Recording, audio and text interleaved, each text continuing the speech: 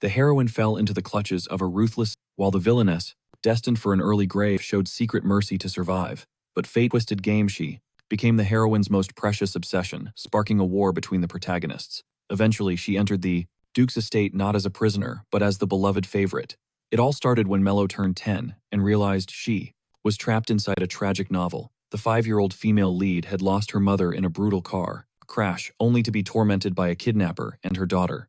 The original story ended with them suffering endless torture until the Duke arrived to execute them on the spot. Terrified by this grim future, Mello begged her mother to abandon the dark trade, but her mother's eyes turned cold, threatening to throw her onto the streets. A year later, the nightmare began. Her mother dragged the heroine Leda into their home. Mello knew she had to be kind to the girl if she wanted to keep her head. However, her survival plan had a massive obstacle: her own mother. Every time she showed Leda an ounce of care, a verbal storm followed. Only when the tyrant left did Mello dare to sneak in with food. "Is your name Leda? I saw it on your necklace," she whispered. The girl didn't answer, just curled up and sobbed. Pity struck Mello's heart as she slid the plate forward and retreated. Watching from the shadows of the doorframe, she monitored Leda's movements. The child was starving.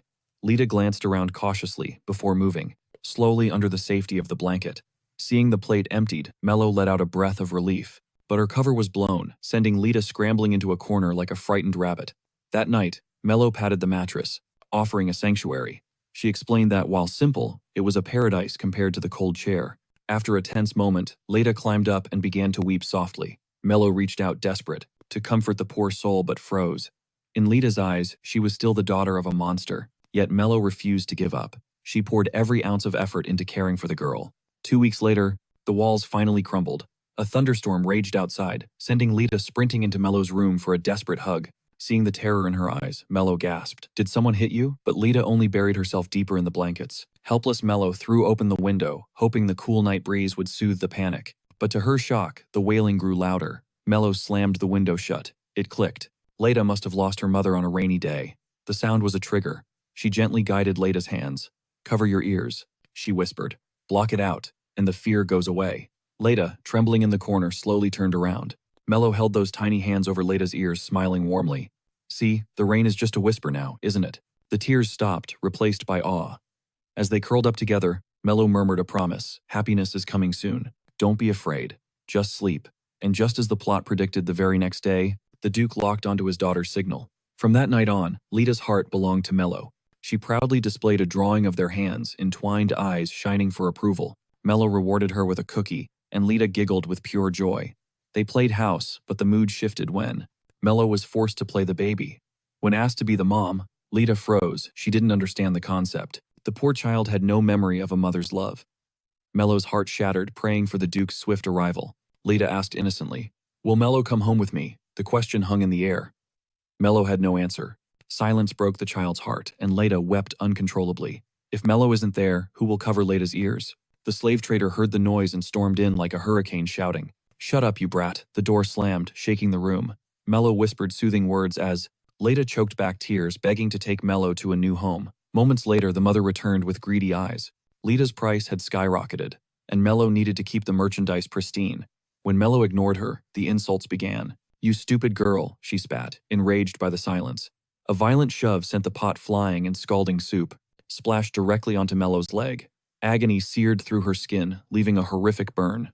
Leda scrambled down to help, but slipped in the oily broth, crashing hard. Adrenaline masking the pain, Mello rushed to check on the fallen child. Her mother barked for a doctor. Without a coat or a second thought, Mello dashed into the freezing night. The rain poured down like tears from the heavens, but she didn't slow down for a second. Guilt gnawed at her heart. If only she hadn't answered back, maybe Leda wouldn't be hurt right now. Even when she stumbled over a jagged stone, she swallowed the scream of pain, forced herself back up, and kept sprinting into the storm.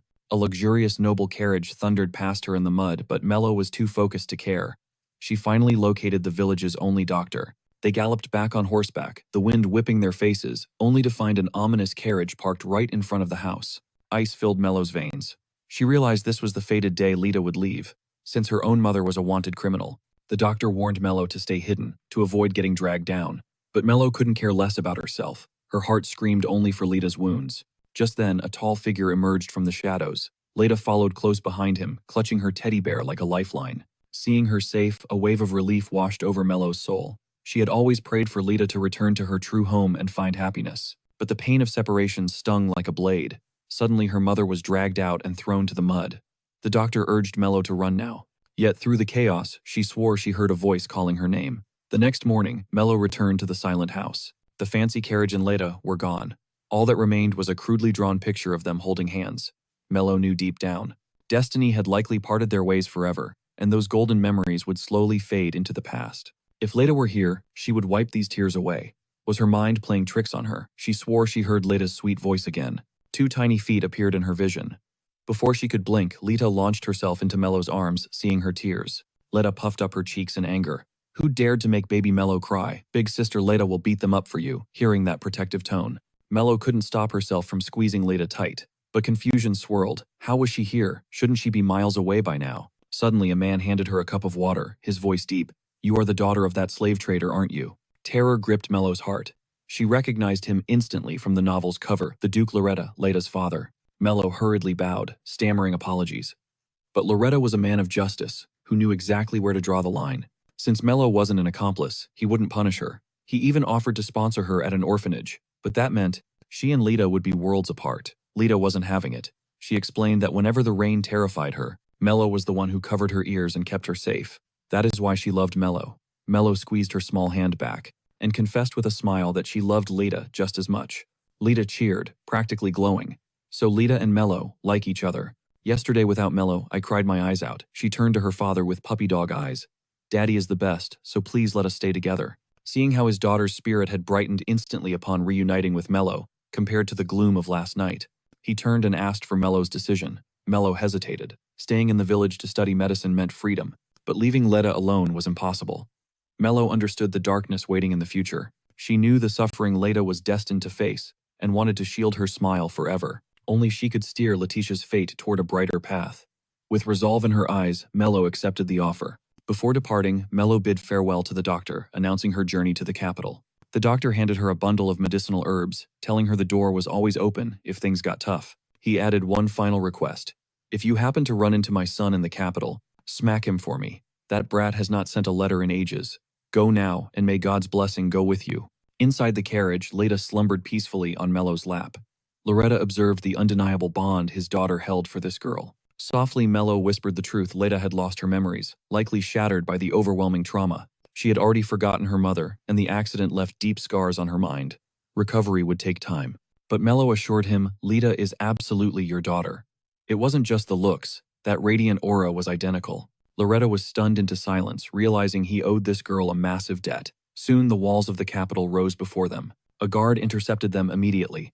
His Majesty summons you urgently. Loretta had no choice but to command his knights to escort the girls to the ducal estate first. No sooner had they arrived than Mrs. Higgins, the head housekeeper, marched Mello to the bathroom. Do you want to catch your death? Get in that tub right now. But disaster struck. Mello scalded her hand on the hot water. She tried to douse it with cold, but Mrs. Higgins lunged forward to stop her, terrifying Mello into silence. However, Mrs. Higgins wasn't the monster she seemed. She was sharp as a thistle, but soft as down. Soon, Mello was soaking in a perfect warm bath surrounded by floating toys. Spotting the dark bruises mapping Mello's skin, Higgins went quiet. Without a word, she began gently applying healing ointment. Mello's jaw dropped in pure awe. The pajamas Mrs. Higgins gifted her were absolutely gorgeous. They chatted for ages until Lita's eyes grew heavy. Mello gently tucked her in like a precious treasure. The next morning, a shadow loomed over her bed. Mello expected Mrs. Higgins, but a boy's voice shattered the silence. Is this ugly shrimp really a Baldwin? Mello instantly recognized him. It was Roni, the heroine's second brother. According to the original plot, his next move was cruel. He was about to pinch the sleeping Letta awake. Mello's reflexes kicked in. She blocked his hand and pressed a finger to her lips, commanding silence. This random girl totally threw Roni off his game. His face turned beet red with confusion. He swatted her hand away, but karma hit instantly. He tripped, muttering, "Damn it, who is this weirdo?" Mello approached him with genuine concern. She reached out, asking if he was okay. Roni scrambled back like he'd seen a ghost. He jumped up, eyes blazing, and screamed, "You're just another scammer. They always drag in random girls claiming to be my lost sister, but they're all fakes." With that, he slammed the door and vanished. Mello knew this would happen. Later, when Lita woke up, they went to play and ran right into the Duke Loretta. Lita did a happy little dance. Papa is Lita's big treasure. In the future, Lita will be Papa's little treasure too. Loretta awkwardly mumbled, "Thanks." Seeing the maids approach, Letta took the chance to make a tactical retreat. Loretta immediately ordered the butler, get rid of all sharp furniture. But when the butler suggested visiting Letta, Loretta refused cold. The maids overheard and whispers started spreading. Is Letta really the Duke's daughter? One maid boldly confronted Letta while she was enjoying dessert. Letta confidently declared she was her father's daughter. Not because a priest said so, but because Mello did. The maid snapped impatiently. If you can't prove you're the Duke's real blood, Mello will be thrown in prison for lying. That night, Letta worriedly asked Mello how to make her father happy. Mello thought for a moment. She guided Letta to take deep, calming breaths with her. She comforted her. Even if you do nothing, your father will love you. Letta then poured her heart out about the day's events. Asking, is father a good person? Mello revealed the truth to keep them safe. The Duke had ordered the sharp furniture removed that very day. It was a silent gesture of care. Letta's face lit up instantly. She decided she loved her father very much.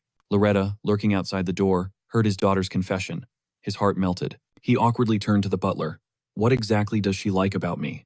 The next day, Mello and Lita received a special delivery from Loretta. They were stunning sky blue sun hats. Lita put hers on and twirled with joy. Mello wore hers too. The butler and Mrs. Higgins watched with satisfied smiles. The scene was pure warmth. However, the snake of a maid decided to interrupt the happiness. She claimed the Duke's sudden attention was only because Leta acted cute on command. She claimed credit for Leta's behavior. Just as she was looking smug, Leta spotted her target in the distance. She saw her savior and sprinted to snitch. By the time the maid reacted, it was already too late. Mrs. Higgins was glaring with eyes full of fury. Mello had taught Leta well, if anyone bullies you, find Mrs. Higgins immediately. Seeing Mrs. Higgins rage, the maid tried to make pathetic excuses. The young miss is small, she doesn't know what she's saying, but Leta recited the maid's nasty words perfectly. The maid refused to confess. But when Mrs. Higgins ripped the family crest off her uniform, reality finally hit her hard. She dropped to her knees, begging and admitting her mistake. Seeing Mrs. Higgins' cold silence, she turned her rage onto Leta. It was so hard to get this job, and because of you. You brat, I lost everything, her hand raised to slap. Mello threw herself in front of Leta. Don't you dare touch her. As expected, the butler and Mrs. Higgins confirmed the maid was fired. But Leta, she didn't care at all. She just raised her fork, eyes sparkling. Can I have carrot cake? She invited everyone to eat together. The butler and Mrs. Higgins exchanged smiles. It was a picture-perfect moment of warmth. Soon, news reached Loretta. He threw indirect questions at the butler, but what he really was dying to know was how the girls reacted to his gifts. Suddenly, a knock came at the door. It was Mello. She came to say thank you. She explained. Leta wanted to come too, but she was too busy with her tea party and had already fallen asleep. Mello let out a genuine smile. Lady Leta hosted her guests with incredible skill today. If you were also blinded by, her words were sliced apart before they could land. Loretto's voice was cold. Afternoon tea isn't to my taste. He dismissed her to her quarters, but his stoic mask hid a storm of concern swirling within him. Her complexion, it's ghostly pale. Is she unwell? Before making her exit, Mello offered a bow of sincere gratitude. This bonnet is exquisite. Thank you, Your Grace. I shall treasure it with my life. Her appreciation hung in the air. Mello vanished down the hall, leaving Loretto frozen in a rare moment of bewilderment. For the next few days, Mello sought refuge in the bustling kitchens. But the head maid, Mrs. Higgins, dropped a sudden restriction. Tomorrow, the kitchen is off limits. The reason the family council had dispatched 3 elders. Her voice dropped to a grave whisper, warning Mello never to wander alone, especially at night, or you'll face consequences far worse than a scolding. Later, shadows lengthened as Mello crept through the corridor. An icy chill crawled up her spine. Mrs. Higgins's ominous warning echoed in her mind, sending her heart racing. Suddenly, a hand shot out from the darkness. Mello spun around, dodging instinctively, only to find Ronnie standing there. His usual smirk was gone. He beckoned her closer, his voice a low rumble of urgency. Watch your back around the elders. They're plotting to throw you both out, especially the Grand Elder. Mello blinked. The novel's prickly second male lead was actually worried about her safety. She smiled, promising to tell Leta how much her brother cared. No, Ronnie shouted, instantly jumping to his feet in denial. He turned his back, throwing himself onto the sofa to hide his embarrassment. Mello quickly bowed. Apologies, young master. Did I overstep? Ronnie glared over his shoulder. Just shut up.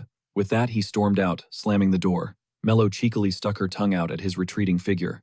At the crack of dawn, the girls were roused from their slumber. What's happening? Mello groggily asked. The maids were buzzing with energy. The Duke sent more gifts, they squealed. Leta couldn't wait another second and tore into the wrapping. Inside lay a dazzling green ribbon encrusted with precious gems. Meanwhile, Loretto was facing a storm of his own in the council room. The elders were furious about harboring a slave merchant's daughter. Loretto stood firm. Mello is my guest. But the Grand Elder countered with chilling calm. Duke, you know the law. The filthy blood of a criminal cannot be allowed within the sacred Baldwin lineage. Even a single toe inside stains our honor. Surely the late Duke would never condone this. Laredo didn't blink. I am the master of this house. Who I invite is my decision alone. A heavy silence crushed the room. Just then, the butler arrived with urgent news. The temple has responded. Night fell. Mello packed Leda's favorite pillow. She knew the original plot to stop Leda from entering the temple. The elders would kidnap her tonight. Mello had to move her to the safest place on earth. Loretto looked up at a soft knock. He opened the door to find Leda and Mello huddled together. Mello swallowed her fear and whispered, "Please, save us." Loretto paused, stunned. Mello explained hurriedly, "Young master, Ronnie warned us of danger. He said to be careful. And I believe you are the only one we can trust. In the original story, when Leda was taken, this man tore the world apart to find her. I guarantee your safety," Loretto vowed. Mello bowed in relief. But as she turned to leave, Leda's eyes snapped open. "Why isn't Mello staying?" Loretto hesitated, the elder's poisonous words ringing in his ears. "No," Leda's cry pierced the air. "I'll cry if Mello leaves." She clung to Mello like a lifeline. She looked at her father with teary eyes, begging for Mello to stay. Then she slyly turned away and gave Loretto a secret thumbs up. Mello flushed with embarrassment, but then came the shock. Loretto shot a thumbs up back. The plan worked. As Mello settled in, Loretto recalled Mrs. Higgins' words. She had called Mello a little lamb. Seeing her now, he realized how perfect that description was. However, peace was short-lived. The moment Leda left the next day, the Grand Elder struck. He snatched the ribbon from Mello's hair. He tossed money at her feet. "Leave." When Mello refused, he seized her arm, dragging her toward a carriage. "I'll take you straight to your mother." To the slave merchant. Pure terror paralyzed Mello. She knew the truth. If her mother was free, she would sell Mello in a heartbeat. "You ungrateful brat," the elder spat. Mello sobbed, begging for mercy. Suddenly, Mrs. Higgins burst onto the scene. She shoved the Grand Elder aside and scooped up the trembling girl. She cradled Mello's face. "Ignore this senile old fool." Mello clung to her, sobbing, as if she were her only lifeline. The Grand Elder stepped forward, but Higgins exploded. "You dare bark like a dog just because the Duke is absent. You think you own this place, you narrow-minded fossils." But before she could finish her tirade, the Great Elder didn't just slap her. He delivered a vicious backhand. Seeing this brutality, Mello's heart stopped, and she scrambled to intervene. But the Elder's goons restrained her instantly. Mrs. Hicks tried to fight back, only to be beaten into unconsciousness, while Mello watched in helpless horror as they dragged her away. Thrown into the dark, damp dungeon, Mello faced a nightmare. There, in the opposite cell, rot her own mother, dressed in filth and rags. The elder sneered with pure malice. "Say hello to Mommy. If you vanish from the capital forever, I'll let her live." Meanwhile, the Holy Temple finally confirmed the truth. Leta was Loretta's biological daughter. Overjoyed, Leta immediately turned to her father. "Can we go get Mello now?" But their homecoming was ruined when the elders lied through their teeth, claiming Mello had stolen money and fled. Loretta's eyes narrowed. He wasn't buying it. He wouldn't believe a word unless Mello looked him in the eye and confessed. Panic flashed in the elder's eyes. He quickly pivoted. "You wouldn't separate a girl from her mother, would you? Miss Mello is currently visiting her in prison." Hearing that Leda was desperate to see Mello, the conniving elder suggested his own granddaughter replace Mello as the child's companion. But Leda shut that down instantly. She wasn't having any of it. Nobody could ever replace Mello. Just then, Mrs. Higgins burst in with news. Meanwhile, deep in the dungeon, Mello's mother showed her true colors. She begged the elder for freedom, then turned on Mello, demanding the location of the cash. When she heard the money was left at the Duke's mansion, she snapped. A demon of greed took over. She grabbed Mello through the bars, screaming, "You wanted to keep it all for yourself, didn't you? Give it to me. That's my money." Her grip on Mello tightened painfully. If not for the iron bars separating them, she would have torn Mello apart. Suddenly, the jailer kicked Mello to the ground. But as he turned, a terrifying aura exploded from the shadows. Loretta stood there, blade raised, his voice dripping with 0-degree frost. "If that foot doesn't move, I'll sever it from your body." He pulled out the coin pouch and handed it to Mello, his gaze softening. "I messed up. I didn't realize you were missing sooner. Forgive me." He respected her agency, telling her that if she wanted to take her mother and leave, he wouldn't stop them. This money was enough for a fresh start. Mello's heart was torn in two. She was terrified that staying would only bring trouble to the people she loved. Loretta sensed her fear and reassured her, promising that the future wasn't something she had to face alone. Just as Mello wavered, a desperate plea echoed from the darkness. Her mother's voice. "Mello, you wouldn't leave me to rot, right? I did terrible things to raise you. With that cash, I can quit the slave trade." The lies were getting pathetic. Loretta signaled his knights to shut her up, but Mello stopped him. She needed to do this. Her mother's face lit up with greed. "Good girl, I knew you'd save me." But her eyes weren't on her daughter. They were glued to the gold. The illusion of motherly love shattered. With eyes cold as ice, Mello tossed the heavy bag onto the dirty floor. Go be happy with your real daughter." Her mother didn't hesitate, diving for the scattering coins like a starving animal. Mello stepped back to Loretta's side, a bitter smile on her lips. She found what she truly loves. Loretta understood immediately. He ordered the guards to seize the gold. Prisoners are not permitted personal property. Absolute justice. Mello walked out of that hellhole, her heart numb. She apologized to Loretta for the drama, but the Duke brushed it off, asking the only question that mattered: "What do you want to do now?" "Will you come home with us?" Mello hesitated, unworthy thoughts clouding her mind until a familiar voice pierced the air. Leda came sprinting and launched herself into Mello's arms. Seeing those tear-filled eyes, Mello's doubt vanished. She was staying. Back at the estate, the maids gossiped about Leda's epic standoff with the elders. They praised her fierce spirit, saying she had the exact same unyielding attitude as the Duke. Just then, Leda rushed in, clutching her doll. Seeing the bruise on Mello's leg, she gently blew on it, asking if she had been scared. Mello, feeling vulnerable, asked, "Why do you like me so much?" Leda was too young for logic, so she answered with pure heart, "I just like you. I like Mello the most." Hearing such unconditional love, Mello broke down in happy tears, confessing that she loved Leda just as much. Soon after, young Master Claude heard his sister was back, and he rushed home instantly. But strangely, Leda had lost her spark. No matter how much the maids probed, she wouldn't spill the tea. She just lay by the window sighing like an old soul. Life is so complicated. After much pestering, Leda finally whispered her secret. "Big Brother said Mello isn't family, so we can't stay together forever." Then she dropped the most innocent, chaotic solution ever. "Daddy just needs to give birth to a Mello." Hearing this adorable logic, the maid choked back a laugh. "Young miss, you just want Mello to be an official Baldwin, right? Even if the Duke can't biologically produce her, there is a way." Leda's eyes sparkled with hope. The maid was about to say the word marriage, but suddenly realized the chaos she was about to unleash. She swallowed the words back down just in time. Later, while the maid gossiped with her crew, little Leda shadowed her like a ninja. The realization hit, Leda clapped her hands and dashed off, thanking the confused maid. The servant finally caught on to the scheme. Now we are really done for. To cement Mello's place in the family, Leta assigned her a critical mission, serving afternoon tea to Duke Claude daily. Desperate not to let the little angel down, Mello vowed to give it 110%. Mrs. Hicks warned Mello to pace herself. Although she barked orders like a drill sergeant, Mello knew the head maid was a softy at heart. Night fell, and the lord of the manor returned. The butler briefed him on the household dynamics. Seeing the butler grin about Leta and Mello, Claude's interest was piqued. By the next sunrise, the trio was already thick as thieves. Watching them frolic, Mello couldn't help but fangirl internally. This is the real Claude Baldwin, the legendary sister complex king from the original novel. Claude was her ultimate bias. She used to dream of a family like this. But the moment she looked up and met his blindingly handsome face, her brain short-circuited. Claude found her frozen state amusing. "Do I look strange to you? You cannot even look me in the eye." "Pleasure meeting you, Miss Mello." Suddenly, Leda zoomed in.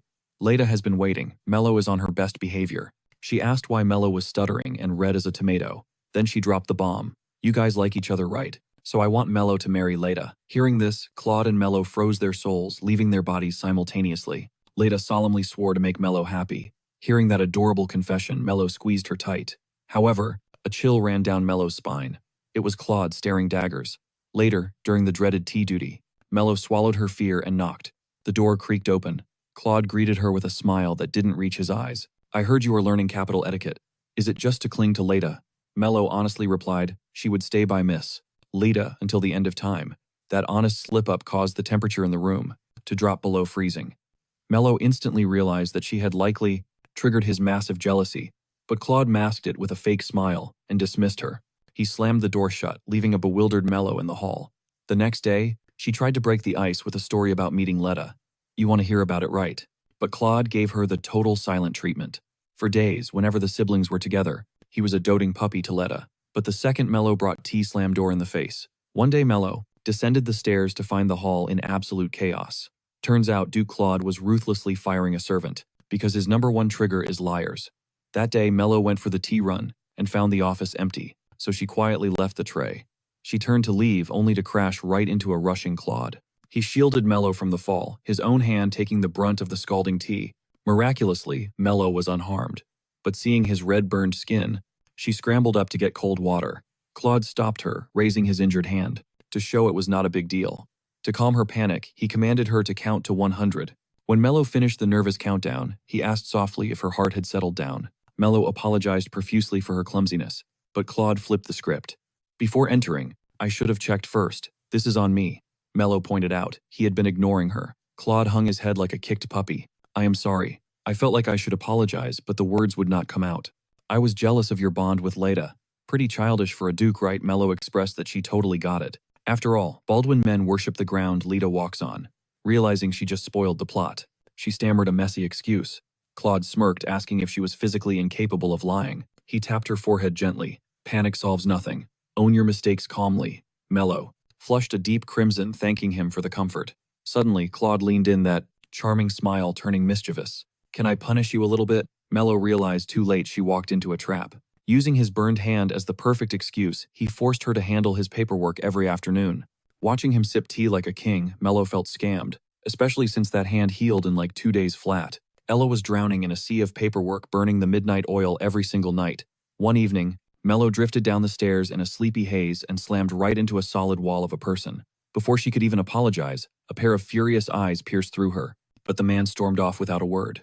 Suddenly, a maid appeared, informing Mello that the Duke Loretta was demanding her presence. Surprise, he hadn't called her to scold her, but to gift her a stunning new hair ornament. Basking in this warmth, a rare, genuine smile finally broke across Mello's face. But then his gaze locked onto the ink stains, smudging her cuffs. Panic seized her heart.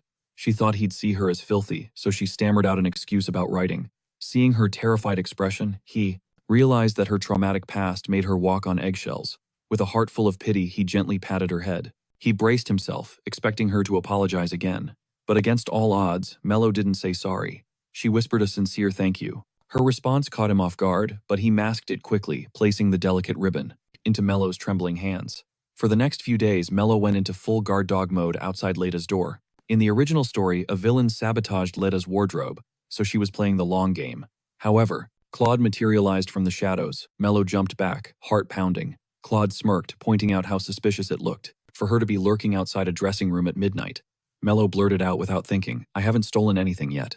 Claude couldn't resist the opening. Not yet, that implies you are just about to start.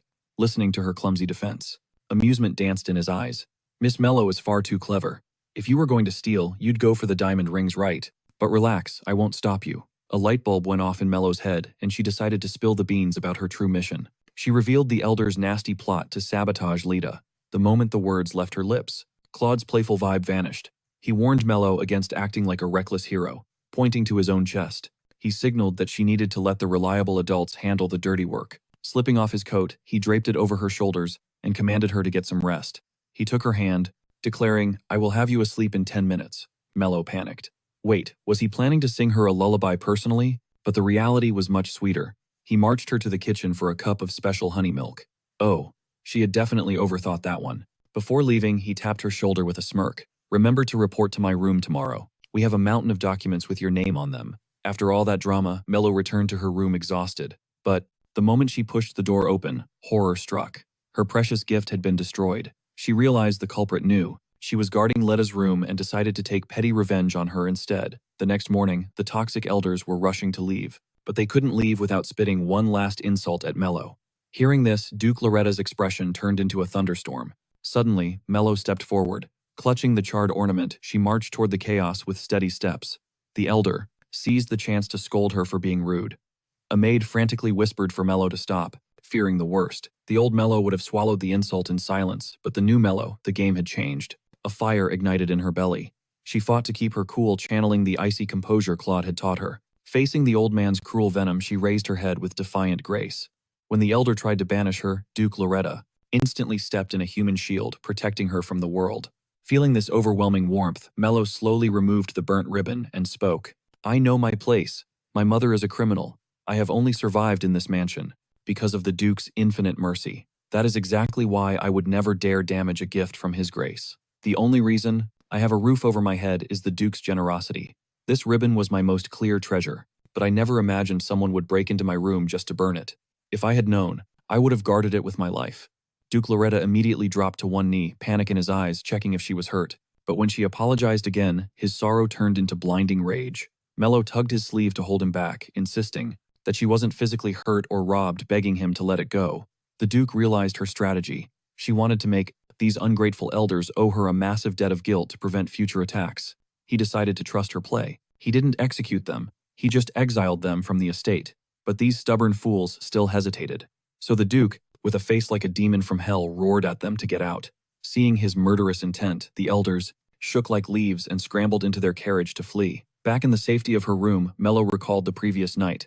Mrs. Heejin had worked a miracle to repair the ribbon, stitching a tiny lamb over the burn mark, proving that Mello was truly loved by everyone. She finally summoned the courage to face the truth. Yet, some things once shattered can never truly be whole again. No matter how many times you try to glue the pieces back together. Right at that heavy moment, a knock echoed against the door. Mello had zero intention of answering until a voice drifted through the wood, claiming Lady Lita seemed to be asleep. Hearing that name, Mello scrambled to throw the door open, but her heart sank. No, Lita. Just Claude, standing there. Realizing she had been played, she slammed the door shut with a furious bang. Claude apologized profusely, explaining Leta was the first to notice her distress.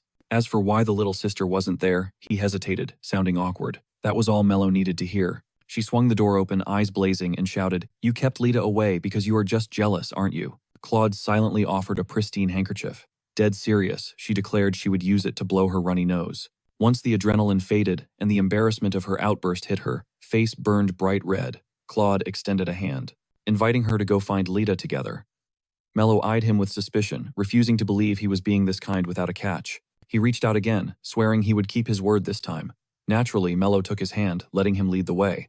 But to her shock, he dragged her straight into the study and pointed at a stack of documents. Mello was sure this was another twisted prank, but he vowed she could see Leta only after the work was done. He guided her to the desk, instructing her to sign her name in the ledger. Though confused by his motives, she obediently picked up the quill and wrote, "Strange." In that moment, it didn't feel like work. It felt like she was being rewarded. Mello asked cautiously if this was some sort of gift. Claude smiled with hidden meaning. The Baldwin family cherishes history, because we firmly believe that organizing the records of the past paves the way for the future. Seeing a gap on the shelf, Mello slotted the book in. "Just think," Claude whispered. "Anyone researching later will see. This entry was organized by Lady Mello Baldwin." Mello panicked, reminding him she wasn't part of the bloodline. Claude teased with a smirk that she simply needed to marry a Baldwin to fix that. Then, he dropped a bomb. "My adorable sister says she wants to do it." Mello hung her head in shame, knowing that with her lowly background, marrying into a ducal house was strictly impossible. Claude feigned shock. "Are you going to reject my sister?" Mello scrambled to explain, "Leta is precious. We will be together forever." The words left her mouth and dread washed over her. The last time she said that, he threw her out. But this time, Claude just chuckled behind his hand. She quickly clarified. She couldn't literally marry Lita, remembering Lita had a destined suitor waiting for her. Mello inevitably thought of the male lead from the original novel. They finally left the study. The moment Lita spotted Mello, she sprinted over, claiming she had been waiting alone with a special gift. Hearing the word gift, Mello's mind flashed back to the ledger in the study. Lita looked up with starry eyes, asking if she liked it. Mello froze for 3 whole seconds. Recovering, she forced a bright smile, telling her she loved it. Lita's face lit up like the sun. She stood on her tiptoes and threw herself into her beloved Mello's arms. Meanwhile, the date for Mello's mother's execution had been set in stone. But the woman had one final demand: to spend her remaining days in prison with her daughter. When Duke Loretta broke the news, Mello paused, then instinctively apologized. Hearing that reflexive sorry again pierced the Duke's heart. As her guardian, he spoke gently. "While mercy suggests granting a dying wish, if that request brings pain to the living, you have every right to refuse." But Mello knew the truth deep down. Her mother didn't summon her out of love.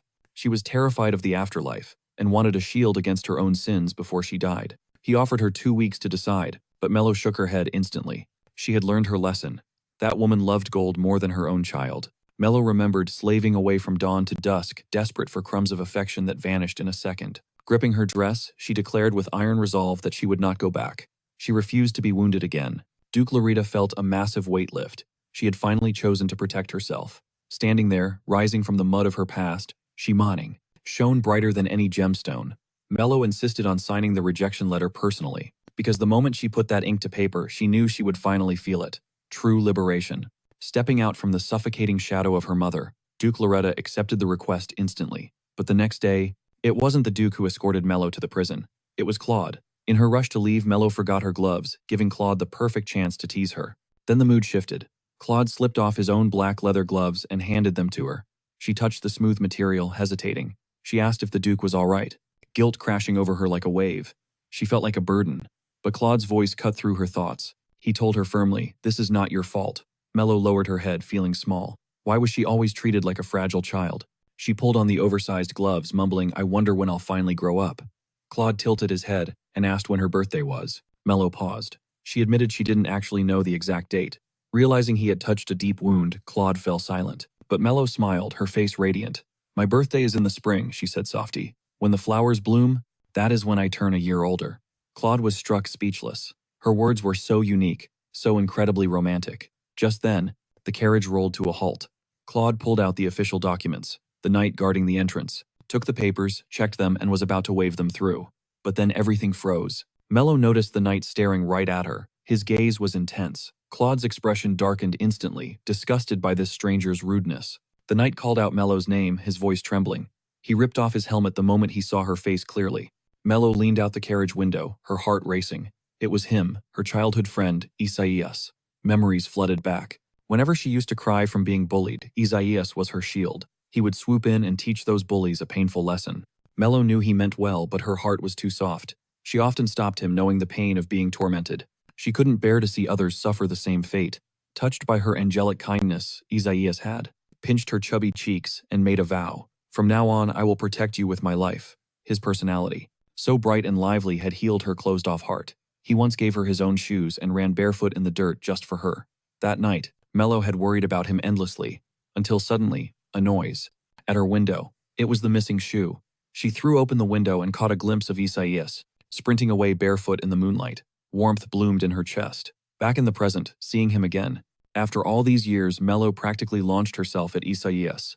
To him, she wasn't a lady. She was still that precious little girl. Mello pouted, insisting she was all grown up now.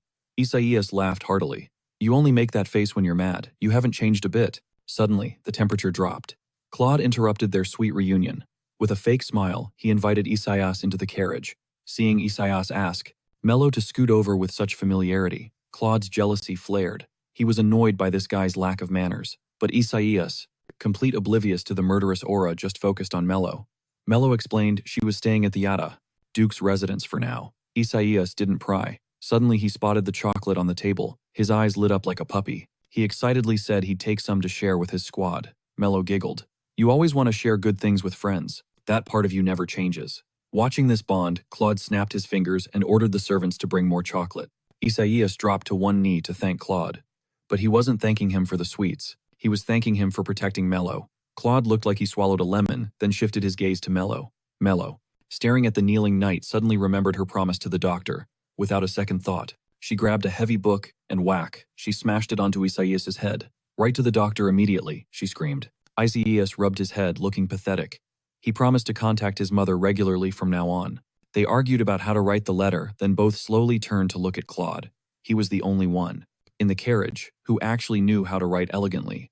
Time flew by as they caught up, and before they knew it, visiting hours at the central prison were over. Mello apologized profusely for wasting time, but Claude simply shrugged. "It doesn't matter. We still have 2 weeks." His understanding nature made Mello's heart melt. Early the next morning, Isaias showed up at the Duke's mansion. He pulled out a fistful of foxtail grass from behind his back. Mello accepted the humble gift, thanking him softly. It reminded her of when they were kids, hunting for the prettiest foxtails together. She felt guilty for hitting him yesterday, but Isaias didn't mind at all. In fact, he encouraged her to show her fiery side more often.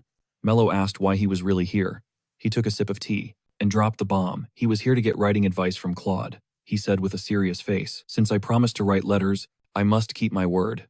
A man who wants to be a knight can never break a promise." Dark clouds were gathering over the empire, but sadly Claude was too buried in paperwork to notice the storm approaching. Isaiah waved it off with a grin. Since he was already here, he'd stick by Mello's side until the sun went down.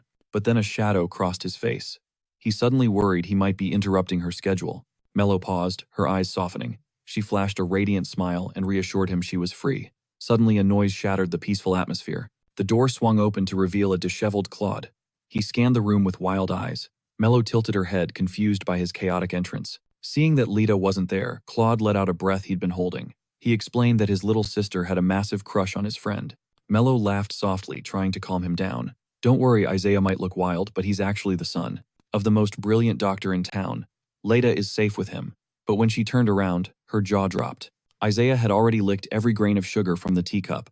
Just then, the butler cleared his throat with a question. "Lady Lita wishes to join the guest." "Is that permissible?" "Absolutely not," Claude and Mello shouted in perfect sync. But then a teary-eyed little face peeked around the corner. Mello, am I really banned? Their defenses crumbled instantly. Claude swooped her up, spinning her around like a princess. Whatever my angel wants, she gets. Even Isaiah couldn't hide his shock at the display. This guy is seriously obsessed with his sister. Later, the four of them gathered in the office, creating a wholesome scene. Isaiah turned out to be a natural at writing letters. Claude slid a piece of paper to Mello, urging her to try. She stared at the blank page, lost in thought for a long time. Claude leaned in his voice, dropping to a smooth whisper. Why not write about your day? Or perhaps, write a letter to the person you hold most dear. He thought he was being incredibly smooth and obvious, but Mello's mind was filled only with Letta. Reading her thoughts, Letta cheered with pure joy. I'm going to write to you too, Mello. You're my favorite. Mello's heart completely melted into a puddle. She rushed to embrace the adorable child. Later, Mello cornered Isaiah for a serious talk. She demanded he write at least one letter every single week. He reluctantly agreed, but his expression turned serious. He had a condition of his own. He begged Mello never to visit her mother. Mello looked at him, puzzled by the intensity in his eyes. Isaiah's voice rose with indignation. Being a saint won't save you. You can't get revenge if you're too soft. He confessed that seeing her in that carriage the first time had terrified him. He thought she was returning to that hellish woman, and he was relieved he was wrong. Remembering the cruelty of her mother, Isaiah's blood boiled. He wanted Mello to stay away, believing silence was the ultimate punishment. But Mello shook her head. She believed that true revenge required facing the monster personally. Isaiah argued passionately. Trust me, if you ignore her, she will lose her mind, screaming your name and drowning in her own misery. He frowned, his eyes dark with warning. He made Mello swear she wouldn't go back. Once she promised, Isaiah relaxed slightly. Mello smiled sadly, vowing she wouldn't let herself be a victim again. She wasn't the same fragile girl anymore. Later, she went with Claude to send the letters. But then, the postman threw a curveball question at Claude about his birthday gift delivery. Claude coolly replied to send it to the academy. Mello's eyes went wide with realization. The postman beamed. I shall also prepare grand celebrations for Lady Letta and Miss Mello. A shadow fell over Mello's face. She didn't feel worthy of such kindness. When asked for her date of birth, she whispered in shame. I don't actually know. All I remember is that it was sometime in the spring, realizing he had stepped on a landmine. The postman panicked, apologized awkwardly, and fled the scene. The silence left behind was deafening. A wave of loneliness washed over Mello. Claude broke the silence with a question that cut deep. Why don't you ask your mother? He quickly added. I'm sorry if that crossed a line. She waved her hands frantically, pretending she didn't care. But Claude saw right through her mask. He knew she was desperate for the truth. Go see her, he commanded softly. It seems you left a piece of yourself behind in that place. Mello froze, her heart skipping a beat. She wanted to say it didn't matter, but the words died in her throat. Suddenly, the image of Lita's innocent smile flashed in her mind, giving her strength. A knock at the door interrupted her thoughts. The butler announced a guest had arrived. Her first thought was Isaiah. She started apologizing to the butler, thinking her friend had broken protocol, and barged in unannounced. But it wasn't the wild boy at the door. It was the postman. Guilt-ridden over his earlier words, he had returned with a bouquet of apology flowers. Mello hurriedly reassured him. Please don't worry. Being born in spring is a beautiful truth. The postman looked at her with admiration. Even if it were, the undeniable truth, using it as a weapon to hurt her, was unforgivable. He offered a different path. Mello should simply claim a day any day as her birthday. After all, happiness is a birthright, not a privilege. His logic slowly dismantled her defenses. For a girl like her, ordinary joy was a luxury she had never tasted. In that heartbeat, clarity struck. If she kept running, true happiness would remain a mirage forever. Steeling her nerves, she made the hard choice to break her pact with Isaiah and face her mother alone. Claude noticed the shadows darkening her face and stepped in. If the weight is too heavy, I can walk with you. But she shook her head. She needed to face this demon solo. Before she stepped away, Claude offered one last assurance. If it gets too suffocating in there, come find me instantly. I'll be your anchor right here. His encouragement was unconventional, but it worked. She beamed at him, a bright flower blooming against the backdrop of that grim, soul-crushing prison. But moments after Mello stepped into the gloom, a hand shot out from the shadows and yanked her behind a wall. Isaiah, what was he doing here? Shock paralyzed her as she stared at her childhood friend. He pressed a finger to his lips, signaling silence. No time for questions. He gripped her wrist and dragged her blind, dodging the soldier's line of sight. Mello tried to break, but Isaiah was running on adrenaline. He was hell-bent on rescuing her. I know a way out. We can slip past the nobles unnoticed. They only brought you here to save face, didn't they? He wasn't listening. He was projecting his own fears onto her. He ranted furiously about the nobles until a cry of pain escaped Mello's lips. He dropped her hand as if burned guilt washing over him. Mello gasped, explaining it was a misunderstanding. This visit was her choice, but his eyes were full of doubt. She doubled down, voice firm. It's the truth. Isaiah looked at her like she was speaking a foreign language. You want to see the woman who made your life hell. When she nodded, he exploded. Absolutely not, I forbid it. That criminal's last wish is just pure selfishness. I won't let you walk into the slaughterhouse again. Suddenly, a voice cut through the tension like ice. Isaiah, I prefer not to command you, but release Mello. Now. That was the spark that lit the powder keg. Isaiah snapped, convinced that Claude had coerced Mello into this nightmare. He lashed out, calling nobles heartless monsters with ice in their veins. He spun on Mello, demanding an answer. Tell me the truth, do you actually want to see her? The choice is yours. Mello clutched her dress gilt, gnawing at her. She knew his rage came from love, but when she glanced at Claude, she found only gentle patience. He wasn't forcing her, he was supporting her. She couldn't betray that kindness. She looked Isaiah in the eye. The Duke actually tried to stop me. This is my war to fight. I need to see my mother. Isaiah stared, stunned. But there's nothing to gain. Why? Are you stupid? Did you forget the torment? He just wanted her to break free from that woman's shadow, but Mello cut him off. Because I've decided how I want to live. That involves facing her. She smiled, assuring him she was fine. But to Isaiah, that smile was a dagger. It was the same resigned look she wore as a child, masking her pain to survive. Before he could argue, Claude signaled the guards to restrain him. Mello panicked, rushing to intervene, but Claude raised a hand. I will handle the discipline personally. Until then, my knights will keep him safe. He eyed the red marks on Mello's wrist with concern, but she gently waved him off. She was more baffled by how Claude knew her location. As they walked, the tension melted into quiet companionship, until the heavy iron doors loomed before them. Claude stopped. Be careful. I'll be waiting. Inside, Mello finally faced the source of her nightmares. But her mother didn't offer a greeting or concern. Just immediate shameless exploitation. Mello recalled the Duke's warning. The dying don't seek redemption. They use the living to ease their own fear. The realization hit her. With the executioner's blade drawing near, her mother was terrified. She didn't want a daughter. She wanted an emotional crutch.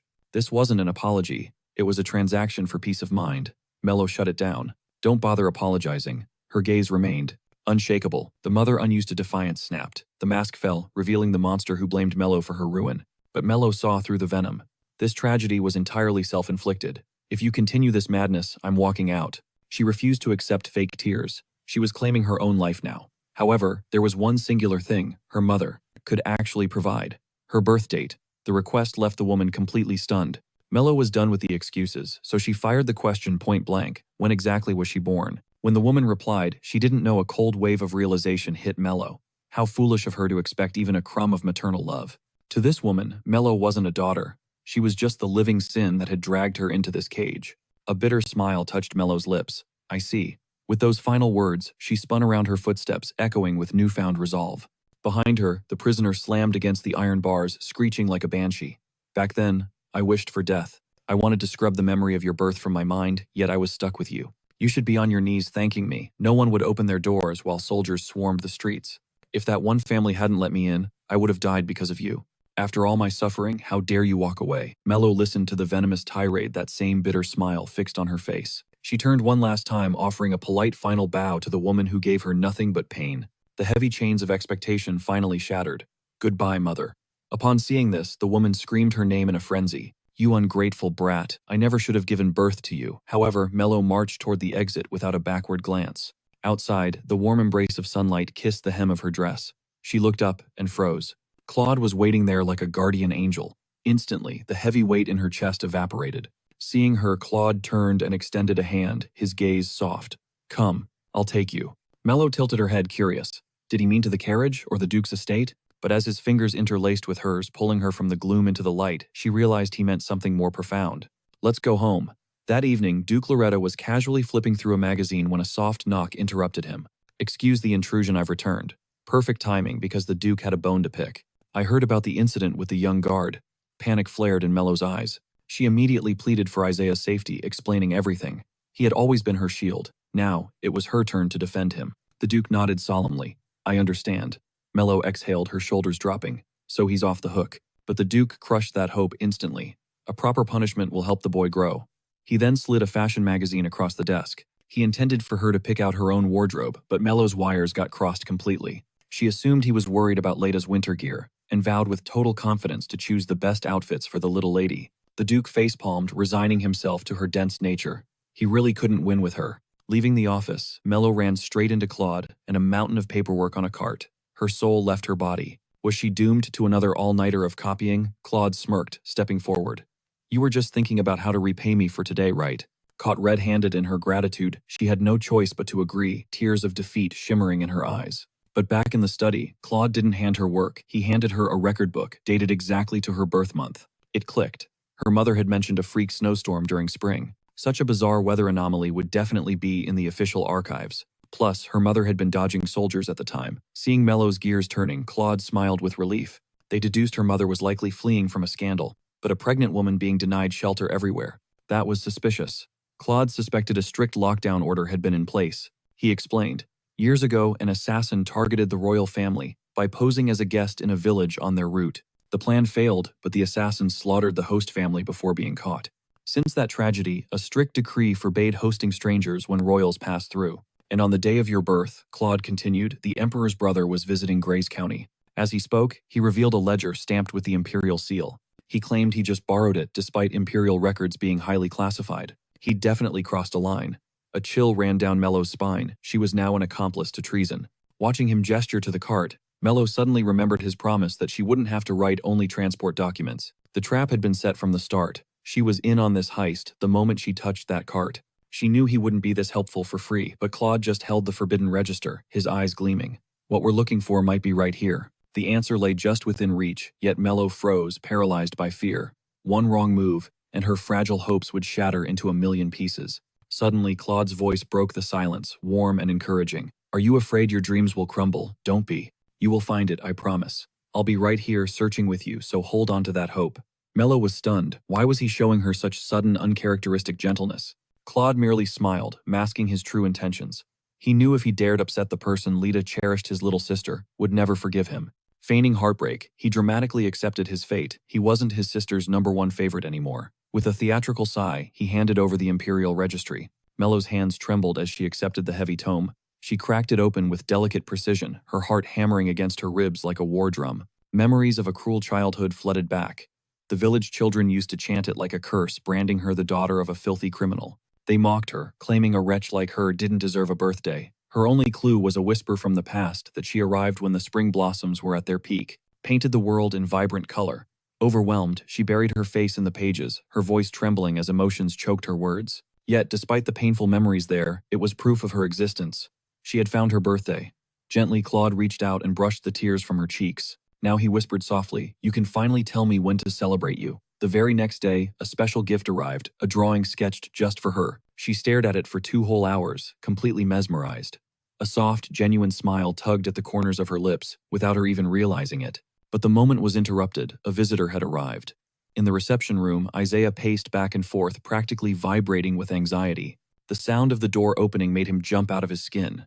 When his eyes locked onto Mello, he looked like he was on the verge of a total breakdown. He dropped to his knees instantly. I was wrong. I'm such a massive idiot. I never should have forced you into that corner. Please punish me. Mello offered him a gentle, forgiving smile. No, I'm the one who owes you an apology. You always told me to face my problems head on, yet I always chose to run away. So thank you. As their gazes met in that quiet room, the air grew heavy with realization. In that split second, the truth hit Isaiah like a ton of bricks. He had always claimed he wanted Mello to stand on her own 2 feet. But now that she was actually doing it, a bitter disappointment settled in his chest. The truth was, he loved being the one she relied on. Still, he forced a relieved smile. Mello extended her hand warmly. Let's call a truce with a handshake. But then Isaiah's eyes snagged on a bruise on her wrist. Panic exploded in his eyes. He slammed his forehead against the floor, repeatedly begging, hit me, I deserve it. Beat me until your anger is gone. Strike me down. Mello frantically waved her hands to explain. No, stop. You didn't do this. It was Roni. The incident had happened days ago. Roni had stormed in demanding justice, insisting he deserved the exact same royal treatment as his brother Claude. He refused to be left out. Mello, ever the professional, agreed immediately. However, young Master Roni, you are too young for tea. I shall prepare warm milk instead. Roni exploded with rage at being treated like a toddler. Later, chaos ensued. In a fit of pique, he stood up too fast, sending a teacup crashing to the floor. As he panicked and tried to clean the shards, he sliced his hand. Mello rushed in to save him from further harm, cutting her own wrist in the process. Hearing this backstory, Isaiah instantly transformed into an overprotective guard dog. Why on earth is she serving you? He snarled. Sensing the tension, Mello quickly tried to pivot the conversation. She asked the one question she was dreading. Were you punished for the incident at the prison that day? At the mere mention of it, the light died in Isaiah's eyes, his expression twisting into something dark and bitter. The memory of that day burned in his mind. The Duke hadn't just spared him, he offered a path to glory as a knight. But the price of redemption, scrubbing the knighthood's filthy socks, the stench was so foul it nearly choked the life out of him. Mello's playful smile cut through the gloom.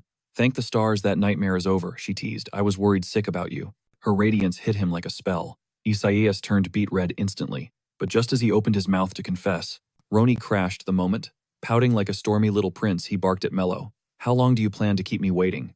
My premium jellies are turning into soup. Do you have any idea how hard it is to get these limited edition treats? Noticing eyes on his injured hand, his pride kicked in and he snapped it behind his back. Whatever, just follow me right now. I demand my tea time. But Mello shut him down with a single savage line. Stick to milk, short stack, or you'll never grow tall. Roni shot her a deadly side eye, measuring her height with pure skepticism, completely ghosting poor Isaias, kneeling on the floor. Fine, since you're begging me, I suppose I can tolerate a glass of milk, he huffed with maximum attitude. Isaias, tired of being treated like air, finally snapped. Mello isn't your personal servant, but the situation spiraled into chaos. Even little Lita got dragged into their rivalry. The stakes, whoever wins gets exclusive rights to Mello's time for the day. Lita stared at her cards with grandmaster intensity. Suddenly she shot up, silencing their bickering instantly. Bam! She slammed her cards on the table. Hands on her hips, she declared total victory. Leta, 1 boys, 0. Mello's heart absolutely melted. She scooped Lita up in a bear hug, showering the tiny winner with endless praise. But Roni screamed, Object, this war isn't over. Sure, Lita dominated the card game, but his ego wouldn't let it go. Isaias, round 2. The new challenge. A legendary heist. Roni smirked. There is a secret treasure hidden in this mansion. Whoever steals, borrows it, first claims victory. Mello tried to talk sense into them, but their ears were closed. She sighed, realizing the Baldwin bloodline was cursed with recklessness. With Roni's challenge laid out on the table, Isaias accepted the duel without blinking. Meanwhile, Leta was just living her best life, snuggled in Mello's arms. Only Mello was screaming internally, can someone please stop this pointless drama? But the plot thickened. For generations, the Higgins family served as the iron-willed butlers of the Baldwin estate. Their sacred duty, to chronicle every single event in the mansion. The study was a fortress containing the entire history of the house. Those massive logs held the absolute truth of every day. To the Higgins clan, these records were more precious than gold. Leta dozed off, bored by their antics. Meanwhile, the childish rivals Roni and Isaias finalized the rules of engagement. Mission: infiltrate and retrieve the June log. Getting caught means instant defeat. Mello watched from the shadows, thinking, weirdly enough, these two idiots make a perfect team. Later, when the coast was clear, Roni went full stealth mode into the study. Suddenly, Mello materialized out of nowhere. We need to talk, she whispered. Footsteps. A maid was approaching. Panic surged, and he yanked Mello inside, slamming the door. His heart hammered against his ribs. This bet was everything to him. He glared, convinced she was there to sabotage his victory. Did you come here just to get in my way? I won't surrender. When I win, you owe me a private tea session. Mello blinked, completely confused. Private. With him. Roni's face exploded into 50 shades of red. I meant you serving me tea. What kind of weird stuff are you imagining? But Mello wasn't there for games. She'd noticed his wound hadn't healed, and had snuck in with a first aid kit just for him. Realizing she risked getting caught just to patch him up, Roni's internal happiness gauge hit max level. But Mello had a question. She was genuinely worried Isaias might trigger a disaster. If things went south, she needed to know if Roni would have his back. Roni thumped his chest with noble pride.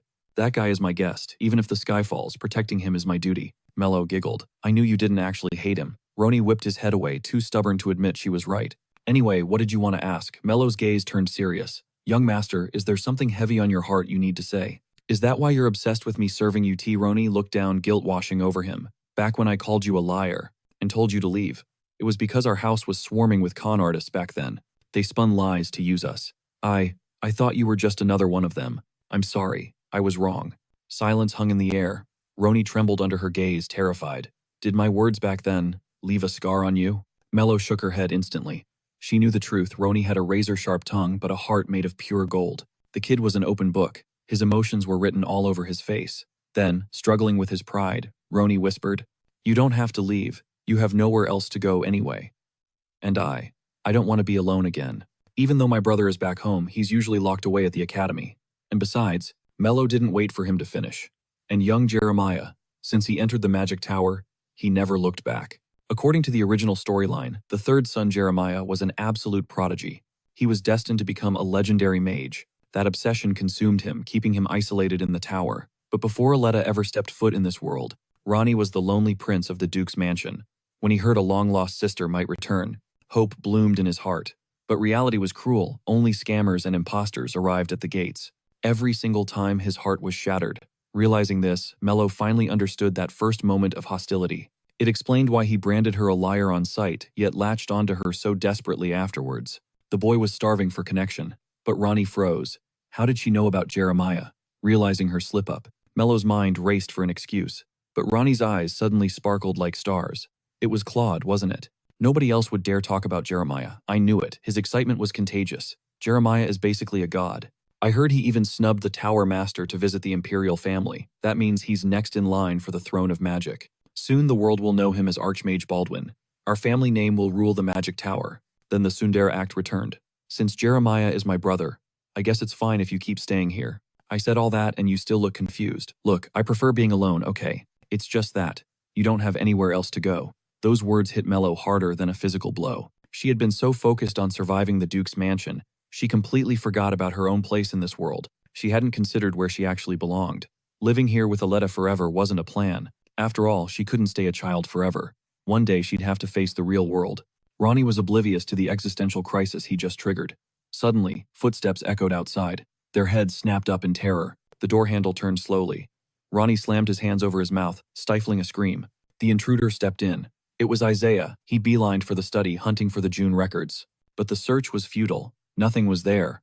Mello realized the truth, that record never existed in the first place. She turned to Ronnie. Why did you bet on the June record specifically? His answer chilled her. Claude told me to. Mello's blood ran cold. Flashbacks of the original novel flooded her mind regarding Duke Loretta. The Duke and his wife. It was a tragic contract marriage. They vowed to play the part for the family, then separate peacefully when the time came. But fate is cruel, they actually fell in love. Yet honor bound them to their tragic promise. Exactly 6 years ago, in the heat of summer, they separated. That missing record wasn't lost, it was erased. The Duke had buried that painful memory deep. And Claude, he orchestrated this game to uncover the truth of that summer. As the pieces of the puzzle clicked into place, she turned around. And her heart stopped. Ronnie saw her face pale. What? What is it? She couldn't speak, only pointing a trembling finger behind him. He turned slowly. There, bathed in the eerie glow of a lamp, stood the headmaid, Mrs. Hygen. Busted. Judgment Day arrived. Ronnie's torture was eating 2 whole carrots. Mello's sentence, forced labor in Claude's office. Claude brought up the incident with a smirk. Mello tried to use Ronnie as a human shield. It was a misunderstanding. Young Ronnie thought you told me about Jeremiah. I tried to explain, but Claude cut her off smoothly. Ronnie just kept rambling, didn't he? He never gets to talk about our brother. I can't blame him for getting excited. But tell me, Mello, why do you think we never speak of Jeremiah? The atmosphere in the room shifted instantly. Since arriving, Mello had sensed that dark undercurrent. The name Jeremiah Baldwin was taboo. In the novel, it was because the Duke couldn't handle the grief. Claude's eyes narrowed playfully. Want to know the real reason? I'll tell you. For a secret of yours. A trap. Definitely a trap. She shut him down immediately. You'll just use my secret to blackmail me into more work. I'm not that easy. But Claude just offered a mysterious smile. The game was far from over. The cold, hard truth dropped. He had only returned to the mansion on orders. It was just a temporary mission from his father, to act as Leda's guardian. Come dawn, he would vanish back to the academy. Finally, her days of forced labor would be over. Mello froze, struck by the realization. I completely forgot your departure was so close. Claude's eyes dimmed with mock hurt. Disappointed she cared so little about his life. But how could she focus on him? Her mind was a chaotic storm, obsessed with navigating the original novel's twisted plot. However, leaving in the morning was a white lie Claude had told to protect a fragile heart. He couldn't bear the thought of little Leda waking up to cry over his exit. In reality, he would slip away under the cloak of pre-dawn darkness. Claude's playful scoff shattered her trance. Your reaction is all wrong. I honestly thought you'd be throwing a party to see me go. A pang of sorrow actually hit her, but she masked it with shyness. It's just, Leda is going to be devastated tomorrow. She hurriedly added that the Duke, Loretta, and Roni would be there to comfort the child. Claude's lips curled into a gentle smile. You are right. That is why I leave without fear, because she has you by her side. Mello lowered her gaze, hesitation warring within her, but the words died in her throat. The next morning, as the first light struggled to break through, Claude prepared for his silent exit. Suddenly, he spotted 2 envelopes slid under his door. Opening the first, his heart melted at a clumsy yet adorable drawing Leda had made of them. Seeing her pure, unfiltered love captured on paper made his cheeks flush. Then he unfolded the second note, Mello's letter. I was afraid I would miss your departure, so I am writing this now. To be honest, I had given up on ever finding my birthday. I thought it was a lost cause. But you gave me hope. You promised there was a way that we would definitely uncover the truth. You have no idea how much that meant to me. Every birthday I will think of you. Thank you. As the words sank in, he stood frozen, overwhelmed by emotion, until a servant gently reminded him of the time. Apologies. I just received the most precious parting gift. It caused a slight delay. Meanwhile, Mello jolted awake, panic surging as she realized she needed to send him off. Eyes snapping open, she scrambled out of bed and sprinted through the halls. She frantically scanned every corner for Claude, but silence answered her. He was already gone. The butler, hearing the commotion, approached with a sealed response Claude had left behind. Her eyes traced his elegant handwriting. Forget the winter snow that brought you pain. I pray that the rest of your life becomes an eternal spring blooming with flowers. It was a blessing, a wish for Mello's future, to be overflowing with happiness. Miles away, Claude leaned against the carriage window, a gentle, satisfied smile gracing his lips. Back at the mansion, the mood shifted as Mello and Leda started a game of hide-and-seek. Usually spotting Leda was a piece of cake, but this time the clock ticked on, and the little girl was nowhere to be found. The butler watched them, recalling how sweetly Mello called Mrs. Higgins grandma. He desperately craved to be called grandpa too, but his shy nature sealed his lips. Seeing his hesitation, Mello assumed he had a request. She smiled warmly, telling him to ask for anything, anytime. Meanwhile, the sky outside turned an ominous shade of gray. Roni whispered his plan to Leda. Even if it gets scary, you have to hold on. Crouch down in the carriage and wait for me. If you hide here properly, Mello will never find you. Looking at the storm brewing above, wind howling and rain lashing, Leda clenched her tiny fists in terror. Thunder rumbled like a beast, making her tremble, but she chanted a silent mantra to be brave. She had to endure the fear, all because she wanted to give Mello the ultimate surprise. Hearing a noise, she pressed her face against the carriage window, eyes lighting up. She thought her beloved Mello had found her, but the darkness was empty. The rain only began to pour harder, like a curtain of despair. Crack lightning split the sky, shaking violently. The trauma of the past came flooding back, her mother's tragic death, the horrific accident, the nightmare of being snatched away by human traffickers. She collapsed to the floorboards, covering her ears desperately to block out the world. Her breathing turned ragged and shallow.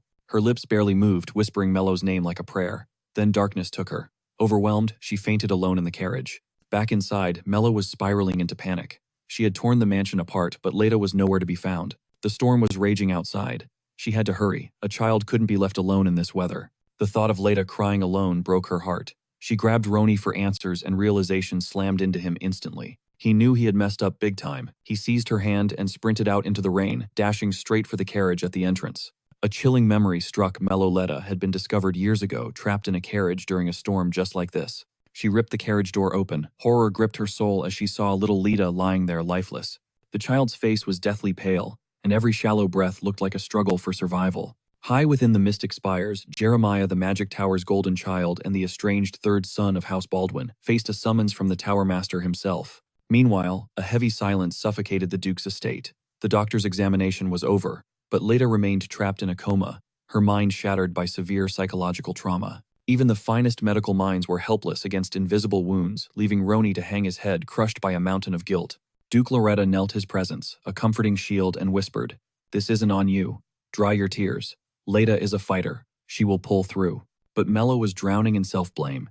In the original novel's timeline, Leda faced hardships, yes, but she never spiraled into a coma like this. This was a deviation caused by her presence, a variable that had twisted the plot and pushed Leda into this nightmare. Voice trembling, Mello choked out, "It is my fault." But Roni cut her off instantly, yelling, "You just wanted to play with her." Shame flushed Mello's face as she confessed, "No, it is my fault. I knew Leda's triggers. I knew what she feared, and I kept silent. That is why she got hurt." Roni fought back with raw emotion. "You did nothing wrong. I am the big brother, not knowing her fears. That failure is mine alone." He shoved the bouquet of flowers into Mello's arms, begging her to deliver them to Leda in his place, unable to face her himself. In the shadows of the master bedroom, the butler urged Duke Loretta, "We need the magic tower. I know you hate the idea, but the temple's healing has failed us. Our only hope lies with the mages. The young miss has been lost to the darkness for days." The Duke's face twisted in conflict. It wasn't just pride holding him back. It was a sacred vow to his late wife to keep their family's deepest secret buried. Exposing the truth could destroy the children's future, especially Jeremiah's. His wife's dying wish was clear once Jeremiah left. The gates of this mansion must remain forever closed to the prying eyes of the magic tower. She feared the mages would sense something unnatural. The butler's eyes pleaded. The traces of the mistress are long gone. We are safe. The Duke gazed at Lita's pale form. Finally, love outweighed fear. He sighed, defeated. I will write the request letter immediately. In the world of sorcery, mages compare themselves to vessels, containers for arcane energy. When Jeremiah first stepped into the tower, his vessel wasn't just full. It was overflowing, rivaling the power of a fully realized archmage. He manipulated raw mana with a terrifying precision that put veterans to shame. His talent was so formidable, it bordered on monstrous, striking fear into the hearts of his peers.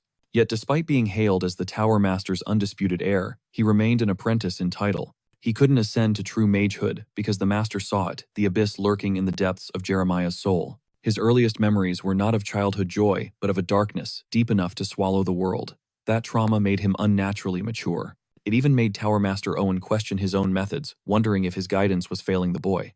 Recently, a back injury forced Owen to delegate tasks, letting Jeremiah act as his proxy. Jeremiah thrived on the work, mistaking the burden for trust. But Owen knew it was time. Time to untangle the knots in the boy's heart. Owen asked, "Do you want the official title of mage? Then complete this final mission. Succeed and the title is yours." He slid a request letter across the desk. The moment Jeremiah saw the wax seal of the Duke's crest, the light died in his eyes. But ambition won out. He swallowed his disdain and accepted the mission, desperate to follow the path to ultimate power. Upon arriving at the Duke's mansion, he stood stiffly, introducing himself not as a son but as an apprentice of the tower. "Whatever is required, I will execute with maximum efficiency, Lord Duke." His gaze was colder than winter. Duke Loretta held the silence for a heartbeat before whispering, "Welcome home. I have missed you, Jeremiah Baldwin." But Jeremiah ignored the warmth, turning his back on his father to acknowledge Roni. As he brushed past, a chilling murmur escaped his lips. If that slaver had just sold her back then, I wouldn't be wasting my time here. Roni froze, convinced he had misheard, swallowing his confusion to avoid a scene. As a big brother, Roni radiated pride, believing Jeremiah's magical prowess was the miracle Leda needed. The whole walk there, Roni had just worried about Jeremiah's well-being. Hearing Jeremiah call him brother lit up his world. He had no idea that to Jeremiah, he wasn't family. He was just an annoyance. The moment the door creaked open, Jeremiah's eyes locked onto Leda. Roni asked eagerly, "What do you think? Beautiful, right?" Jeremiah gave a flat, robotic reply. Roni clarified, "Not Leda. I meant the room. I decorated it myself. If you want your room redone, just say the word." Jeremiah's voice dripped with sarcasm. "You have lived your whole life wrapped in Duke Loretta's protective bubble, so of course everything looks rosy to you. Now get out. I need silence to assess the patient." As if the very air in the room had frozen, Roni understood the silent threat behind those words. Before vanishing, he left a warning that hung heavy in the silence. "I will stand guard. No soul shall disturb you." The moment the door clicked shut, the warmth vanished from Jeremiah's face, replaced by a cold, abyssal void. With that nuisance finally gone, his gaze fell upon his sister. But looking at her was like staring into a mirror of the past. She was the spitting image of their mother. Agony spiked through his mind. The memory was razor sharp, his own mother's voice dripping with venom, personally vowing to end his life. His hand drifted toward Leda, trembling with dark intent. Outside the door, Roni stood like a silent sentinel, unaware of the storm brewing within. Mello rushed to the scene. Hearing that Jeremias was treating Leda, sent a shiver down her spine. Her gut screamed that something was terribly wrong. If the original timeline played out, injecting magic into Leda now wouldn't save her, it would trigger a catastrophe. Meanwhile, inside the room, Jeremias's fingers were already tightening around Leda's throat, his eyes burning with pure, unadulterated hatred. But on the edge of the abyss, he froze. The realization hit him like a physical blow. It wasn't his sister he despised. The murderous rage simply vanished. His grip loosened, transforming into a gentle caress across her forehead. Emerald mana began to glow, pulsing softly from his fingertips. Channeling his arcane power, he dove straight into her mindscape. He scanned the void, searching for the anomaly. Yet there was no curse, no damage. Just Leda drifting endlessly through the labyrinth of her own memories. That explained the coma. He whispered into the silence. "Seems you are lost in a fantasy so sweet you refuse to wake up." He possessed the power to shatter the dream and drag her back to reality, but he hesitated. He couldn't risk facing that woman, his mother, inside Leda's head. Was Leda inheriting that same madness? The thought terrified him. Jeremias sighed, "Don't worry, little sister. I will fix you." His motivation wasn't love, but ambition. He needed the mage title. To get it, he required the full backing of the ducal house. He was playing the long game. If it weren't for this spoiled princess who hogged all their mother's love, he wouldn't lift a finger. Back in the hallway, Mello was pacing like a cat on hot bricks. She pleaded to just catch a glimpse of Leda, promising to leave immediately. Roni was a stone wall, denying every request. Then the heavy atmosphere shifted. Duke Loretta had arrived. Mello threw herself at his mercy. But even the Duke shook his head. Interfering while magic was active could backlash and shatter Lita's fragile state. He knelt, looking Mello in the eye. "Fear not. I stake my entire legacy on her safety." His voice carried the weight of absolute authority. Defeated, Mello bowed out, but not without a desperate plea. "Please stay by her side." Darkness eventually swallowed the mansion. The butler urged Jeremias to retire, but he refused, using Leta's care as a shield. The butler, however, was relentless about his health. "Your body will collapse at this rate," the servant insisted. Cornered, Jeremias had no choice but to retreat to his own quarters. As the dread of the destination set in, he abruptly stopped the butler. "Leave me. I can walk the rest of the way." Watching the servant fade into the shadows, Jeremias turned toward his bedroom. It wasn't a room. It was a mausoleum of trauma. A personal hell where his soul had been shredded to pieces. Just standing near it triggered a skull-splitting migraine. He stumbled in, shielding his eyes as the light burned like acid. His hand flew to the scar on his forehead, the mark of his exile. This accursed room was the reason he fled this house. Suddenly, a voice from the other side of the door broke his trance. It was his father. "Jeremias, you must be exhausted. I have left some hot cocoa for you. Sleep well." Sleep well. The audacity ignited a wildfire in Jeremias's blood. His eyes went wide with mania. He ripped the door open, screaming at the Duke. "You lock me in this prison of memories and tell me to have a good night." Crash. The porcelain shattered against the floor. Jeremias glared, trembling. "I curse this bloodline. I curse you. Sharing the name Baldwin makes me sick. I loathe you." Years of suppressed venom exploded out. The Duke stood there, hands trembling. But instead of anger, the Duke knelt gently, grabbing Jeremias's hands. "Did you burn yourself? Are you cut?" Jeremias froze. Why wasn't he fighting back? Why this tenderness? He slapped his father's hands away in revulsion. "Once I clear this mission and become a certified mage, I am done. I will wash the filth of your name off me forever. No more Baldwin. I am the one discarding you." Silence hung heavy until the Duke finally whispered the truth. "Jeremias, you have never left my heart. Not for a single second have I forgotten my son." The words weren't a comfort. They were daggers twisting in his chest. Jeremias slammed the door, his mind collapsing into white noise. Everyone has an origin point. If you strip away every layer of life, hacking off memories like dead branches, one single moment remains. For some, it is a blur of warmth. For others, a precious gem of happiness. That is the foundation of a soul. But for Jeremias, his foundation was blood and terror. 5 years old. A woman's ear-piercing shriek. Agony exploding in his skull. His first memory was his mother clutching his unconscious body, looking up at his father with madness in her eyes. "I will end this child." The words rang out with crystal clarity. He never imagined that the concept of death would become his very first memory. At such a tender age, the word held no meaning for him. But then, destiny intervened. He stumbled upon a phrase in an ancient book. The villain faced the ultimate punishment, death. A dark suspicion took root in his heart. Did his own mother want to slaughter him? Was it because he was born wicked? The answer remained out of reach until the day his father broke the news. For reasons beyond their control, his mother had to leave the mansion for a while. Confusion washed over them. Duke Loretta's voice trembled as he gave a hesitant explanation. Her health had crumbled. Late last night, her condition took a catastrophic turn, forcing her to depart immediately. Under the cover of darkness, Jeremiah whispered a cautious question. "Is Mommy sick?" When the answer was a simple yes, he clenched his tiny fists in crushing disappointment. He knew it. Dad was lying through his teeth.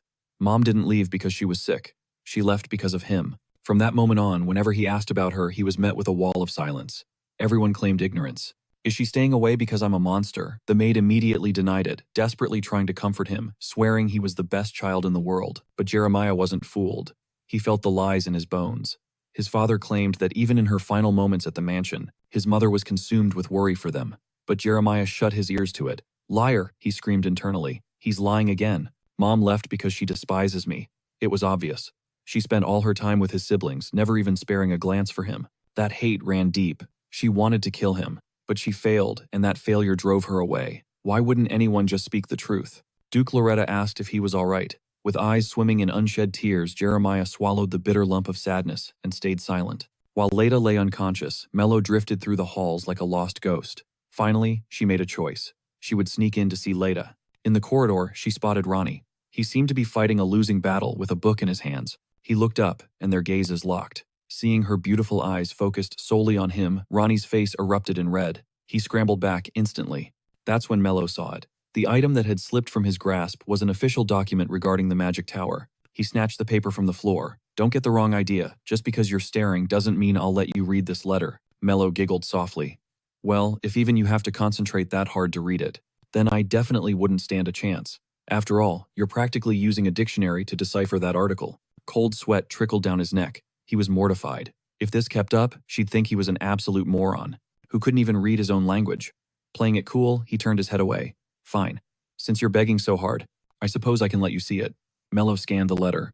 Oh, you wrote to the master of the tower, asking what young Jeremiah likes. Let's see. Jeremiah loves lemon tea. When he's exhausted, he craves chocolate to recharge his energy. And for breakfast, he always wants fruit with milk. Ronnie stared at her completely thunderstruck. How on earth did she decipher that chicken scratch? She smiled and explained. In my old village, there were many elders with poor eyesight, so I've been reading letters for them since I was little. This handwriting looks just like those grandpa's writing. Honestly, I don't get the difficult words either. But luckily, the tower master kept the vocabulary simple. The realization hit him like a bucket of ice water. He collapsed to his knees in defeat. The next day, Ronnie pushed a cart loaded with Jeremiah's favorites. He marched happily to find him, his mind drifting back to that moment with Mello yesterday. It wasn't just that she was pretty. She had the sweetest voice he'd ever heard. Suddenly realizing what he was thinking, he panicked. He violently shook the thoughts from his head. Blushing furiously, he muttered, "She's ugly. Definitely ugly. Not pretty at all. It's all her fault for confusing me." Moments later, he arrived, seeing Jeremiah still asleep. He planned to quietly drop off the food and leave, but then he saw it. His brother was gasping for air. As he hesitated, wondering if he should call for help, Ronnie noticed beads of sweat covering the boy's forehead. He reached out to brush away the hair, and revealed a jagged, undeniable scar. His mind raced. Why didn't anyone at the magic tower heal this? Maybe the people there weren't real family, so Jeremiah never opened his heart to them. Gently, Ronnie touched the old wound. Suddenly, Jeremiah's eyes snapped open. In a split second, a furious wind exploded outward, lifting Ronnie straight into the air. Ronnie lost all balance and slammed into the floor with a heavy thud. Jeremiah, eyes wide with terror, finally realized it was Ronnie. He scrambled off the bed instantly, checking on him. Ronnie quickly apologized for the intrusion. "I just wanted to wipe your sweat. I didn't mean to scare you. I'm so sorry." Jeremiah wiped his own face nervously. Realizing his secret was out, he quickly covered the scar with his bangs. But Ronnie shouted, "Who did that to you?" "I won't let this slide." Jeremiah let out a cold, mocking laugh. "Do you really want to know?" Ronnie nodded without hesitation. "Well then, brother. You have to join me. Join me in hating the person who destroyed me." Ronnie asked quietly, "Who hurt you?" Jeremiah was on the verge of speaking when a knock shattered the tension. Sudden news arrived. A high-ranking mage from the magic tower was here. It was the mage Pierce. He claimed he was here to save Jeremiah. "The report you submitted to the tower master yesterday was flawless. However, you failed to use mental magic on the patient. The subject is merely a child. You should realize that the chaos in a child's mental world expands with dangerous speed. If you don't guide her immediately, she could slip into an abyss from which there is no return.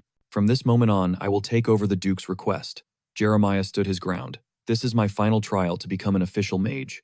Please, you know how long I've yearned for this chance." Peirce delivered the cold truth. "The Tower Master has regrets. You couldn't resolve the Baldwin estate request quickly, because this case struck a nerve deep within your soul. The Master's priority is your protection.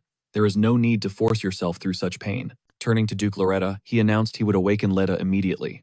But the Duke paused, deep in thought. He bowed low to the mage. "Could you grant apprentice Jeremiah one last chance?" Peirce insisted. This was the tower's absolute decree. Not even a duke could override them. Yet Loretta rose and declared, "I apologize, but I cannot allow you upstairs." He turned to Jeremiah.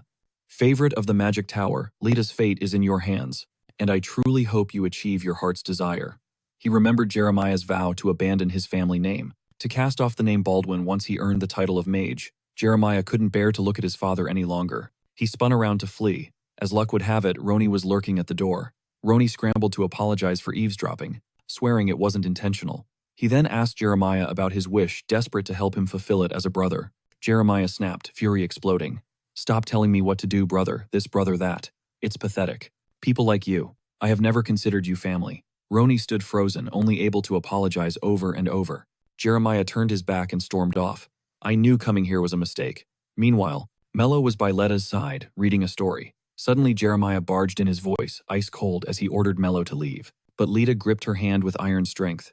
No matter how hard she pulled, the child wouldn't let go. The more she struggled, the tighter Lita clung. Jeremiah sighed in resignation. "I am about to intervene in her mental world. If you keep holding her hand, the magic will consume you too," he thought with disdain. "She probably won't understand even if I explain. She's just going to ask a million annoying questions." However, her insight was razor sharp. "Are you saying that if we maintain physical contact, I'll be dragged into Lita's inner world too, right?" He was shocked that the daughter of a slave trader understood magical theory. He warned her to let go immediately or the moment he cast the spell. She could be swallowed by the abyss inside Leda and never wake up. But Mello only asked if Leda would be in danger, completely ignoring her own safety. Jeremiah was stunned by her selflessness. He confirmed Leda was safe. Seeing Mello sigh in relief, he couldn't grasp why she still wouldn't let go. Young master, you said she holds my hand because she feels safe. If I let go now, what will happen to her heart? He asked if she didn't care about risking her own existence. When she nodded, yes, he shouted in fury. You say that so easily, there is no turning back. But Mello insisted the only thing she could do was to gather her courage and change the outcome. Her words stunned him into silence. He glanced at the magical aura surrounding her. It was a unique, radiating warmth. Mello asked for one favor. Please talk to Leda. She's not just cute. When she speaks, she's absolutely adorable. Once you talk to her, everything will get better. He accepted acting tough. Close your eyes. I'm starting. Mello looked at Leda, squeezed her hand back, smiled softly, and signaled she was ready. Humans lack the power to change the past, but they possess the blessing of forgetting. And the provider of that blessing is the abyss.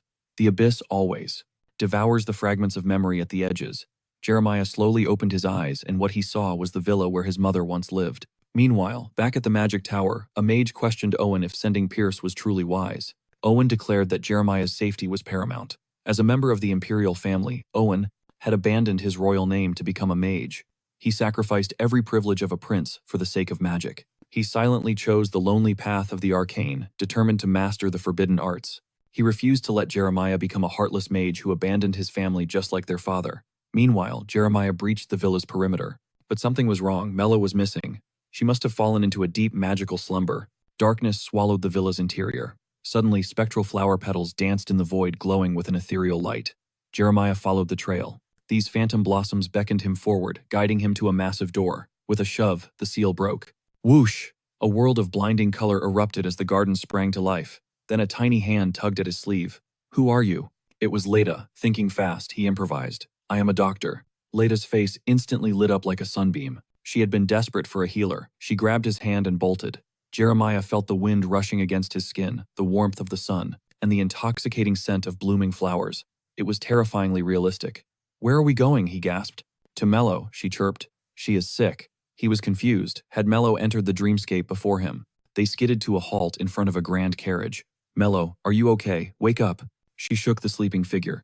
Doctor, please, Mello will not wake up.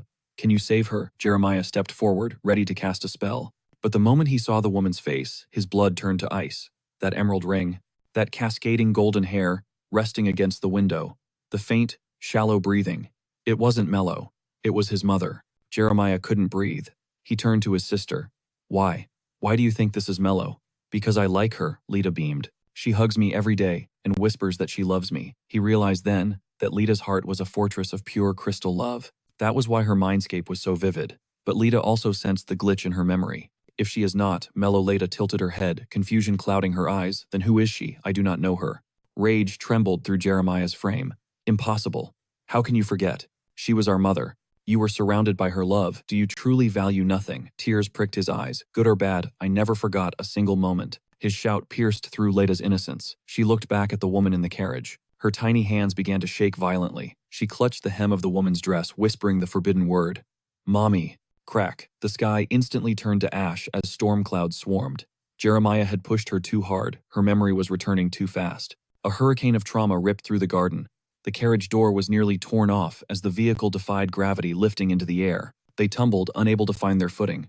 The carriage was tossed like a toy in a tsunami of wind.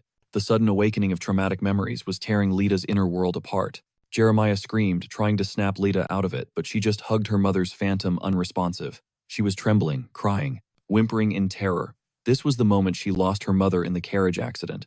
Jeremiah had fantasized 1,000 times about meeting his mother again. He wanted to show her that the son she tried to kill was now the magic tower's prodigy. He had become magnificent. He wanted to demand answers. Why did she leave without a single apology? He needed to know his sin. But when reality hit, that she was gone, he couldn't accept it. Now he had to save the living. He reached for Leda. This is not your place. Let us go back. Do not stay in this nightmare, he pleaded. Wake up, people are waiting for you. He stretched out his hand, fingers brushing hers. But suddenly, spider webs of light cracked the glass. There was no time. The window shattered. Jeremiah threw himself over his sister, bracing for impact. And then, The sleeping woman's spirit awoke. She wrapped her arms around them, shielding them from the crash with her own body. Oh God. Even if I perish, I beg you. Protect my babies. Let my 4 precious children find happiness. Gasped Jeremiah, jolted awake in the real world. A gentle breeze swirled yellow petals around the room. Tears streamed uncontrollably down his face. He caught a falling petal. It was real. The same flower from the dream. He had walked through many minds but never had a dream bled into reality. Was this Mello's unique magic at work? He realized Mello was sleeping right beside him. He sat up, his heart hammering against his ribs like a war drum. Mello rubbed her eyes, waking up. Young Master Jeremiah, is Leta safe? Seeing the little girl yawning beside them, Mello tackled her with a desperate hug. I was so worried about you. Leta hugged her back just as tight. You were sleeping so deep I was scared, Leta whispered. But brother said, I met Mommy. Now I have 2 people I love, Mommy and Mello. Mello sobbed, overcome with emotion. It seemed her promise to the late mistress had finally been kept. Had she truly spoken with Leta, the fog over her memories had completely vanished. Leta peeked out a playful glint in her eyes, saying, I am a clever girl, you know. So I know the truth. You aren't just Jeremiah. You are Jeremiah Baldwin, aren't you? He froze, stun-locked by her words before denying his own name. But seeing Leta's expression crumble into devastation, he hesitated, his resolve breaking. It is Baldwin. I am Jeremiah Baldwin. Leta. She tilted her head, confusion washing over her. He sighed, defeated by her innocence. Mom didn't lie to me. She said brother Jeremiah is adorable and brilliant. It was all true, brother. You are so cute that even your breathing is adorable. Flustered, he rushed closer, demanding an answer. When did Mom say that? She extended her pinky finger with a mischievous grin. That is a secret for next time. Brother, you have to play with Leta again. Jeremiah stood there, frozen in time. Shyly, he adjusted his glasses to hide his embarrassment. Then he reached out, sealing their pact with a pinky promise. Later that night, Jeremiah was drafting a critical report for the Magic Tower. He was supposed to document every detail, yet something gnawed at his mind. The anomaly within Leta's memories. If it was just internal turbulence, then why did it feel so viscerally real to his senses? He suspected these were not mere illusions from the abyss. No, the probability was high. These were echoes of events that had actually occurred. And if his hypothesis was correct, he had no intention of letting this truth see the light of day. All this time he had only cared about his own feelings. He never considered that his father and the others, perhaps they hid the truth to protect him, though for now these were merely assumptions spinning in his head. Suddenly he stumbled, but a strong hand caught him firmly. Duke Loretta smiled with gentle warmth. The Magic Tower has many stairs, does it not? You must walk with care. Jeremiah gripped his sleeve, a question burning in his eyes. The Duke did not shy away. Whatever it is, I will answer truthfully. Do you wish for me to discard the Baldwin name? He remembered the words. To change the present requires courage. But Duke Loretta denied it instantly, saying he never wanted that to happen. Jeremiah finally opened his guarded heart. Now I do not wish for it either. The Duke stood stunned. Then, I shall take my leave. I will definitely claim the title of mage. Will you come when that day arrives? Hearing his father's promise, a genuine smile broke through for the first time. It is cold out here. Please return inside soon. Until the very end, he did not voice his suspicions. He believed that one day his father would entrust him with the whole truth. Meanwhile, Roni stared at his brother's report card in total shock. First place for the entire year, envy and jealousy bubbled within him. Yet the butler claimed Claude found it all too easy. The butler was practically glowing, boasting to anyone who would listen. Roni clicked his tongue in annoyance. Being first is impressive, sure, but my brother is absolutely insufferable. In the corner, Leda was hunting for something. You have not even recovered yet. What are you doing, wandering around? She whispered that she had a super cool secret. She saw Mrs. Higgins. A ladder appeared right out of the ceiling. Grandma climbed up that ladder. It must be a window to the sky. Roni glanced up, realizing Mrs. Higgins had gone to the attic. But little Leda was far too small to reach. She begged Roni to lift her up. Sure, she could touch the ceiling. He shut that down immediately. Even father cannot reach that high. The ceilings of the Duke's mansion were like the heavens themselves. Then a plan formed. If they got a long stick from the garden, they could test if the ceiling would open. He suspected the missing June record might be hidden there. He remembered his brother's words. It was a record of immense value. A secret they wanted no one to see. His gut told him the truth. That record held a secret that could change everything. Suddenly he saw Leda pushing the window open. Seeing him approach, she leaned out instantly. Brother, let's go find that long stick together. But the butler caught them in the act. In a moment of carelessness, she slipped, just as she was about to fall. Roni dove, catching her with his own body just in time. Duke Loretta praised his quick thinking, but he also warned him to value his own life. Guilt, however, weighed heavy on Roni's heart. This was the second time he had endangered Leta. He desperately wanted to be exceptional. Just like Claude and Jeremiah. Duke Loretta paused, sensing his turmoil. Every person blooms with different talents. Greatness is not something to be rushed. As he searched for words to comfort Roni, he remembered the butler's suggestion. A family banquet. He turned to his son with a serious gaze. I have a mission that only you can handle. Help me orchestrate the family banquet. I know it's a heavy burden, but this mission is critical. I have total faith in you. You're the only one who can create a feast that actually feels like home. Roni, usually crippled by self-doubt, felt a spark ignite. The Duke Loretta had finally given him the stamp of approval. You know the soul of this house better than anyone. Any amateur can throw a fancy party, but to create warmth, that takes a special touch only you possess.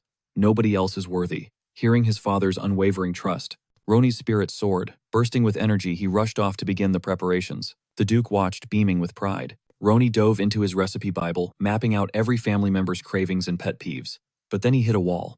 Mello's page was blank. He realized he had zero clue what she liked. She was never picky, but she never showed excitement for food either. He remembered her watering down empty ink jars just to use the last drop. It was pitiful. That kind of penny pinching didn't fit the lavish vibe of the Duke's mansion at all. Suddenly, Mello materialized right behind him. Roni flinched, guilt washing over him for judging her. He plastered on a nervous smile, trying to play it cool. But Mello didn't think he was pitiful. She thought the opposite. She mentioned the ink again. While she struggled with leftovers, Roni would crack open a fresh bottle without hesitation. That's just who you are, and honestly, I really like that. Roni's brain short-circuited at the word like. He felt his heart trying to hammer its way out of his chest, but Mello wasn't done talking. She confessed she scavenges his discarded ink bottles.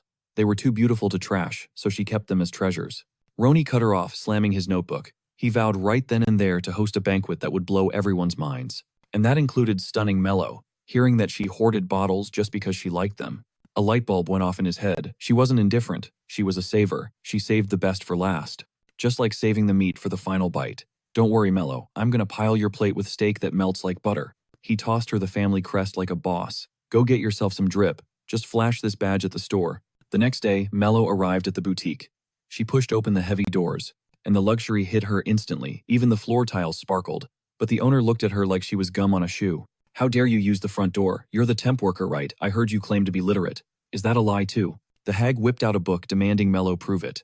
Before Mello could utter a sound, the owner branded her a liar. And thwack, she slammed the hardcover book right into Mello's skull. Then she grabbed her, trying to drag her out. Get lost, trash. I have a VIP client coming, someone I've been dying to meet. She kept jabbing the book into Mello's forehead. Mello clutched her throbbing red forehead, stunned. Suddenly, a cold hand clamped onto her shoulder. She spun around to see Claudia wearing a smile that promised murder. Looks like I don't need to ask how your day is going, Mello. I'd be happy to testify as a witness. Shall we destroy this woman in court?